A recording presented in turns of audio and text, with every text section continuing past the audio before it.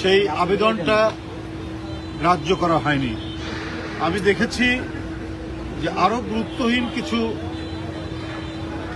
সংগঠন আমার কাছে মনে হয়েছে তারাও নিবন্ধিত হয়েছে, কিন্তু তারেকেরটা দেওয়া হলো না কেন আমি এটা বুঝতে পারলাম না।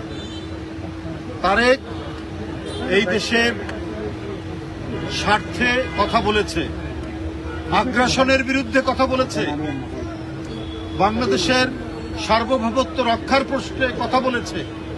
সে একটি রাজনৈতিক দল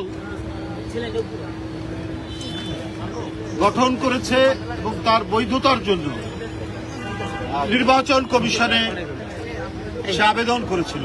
সে তো কোনো গোপন রাজনৈতিক দল করতে চায়নি, সে আইনসম্মত রাজনৈতিক দল করতে চেয়েছে।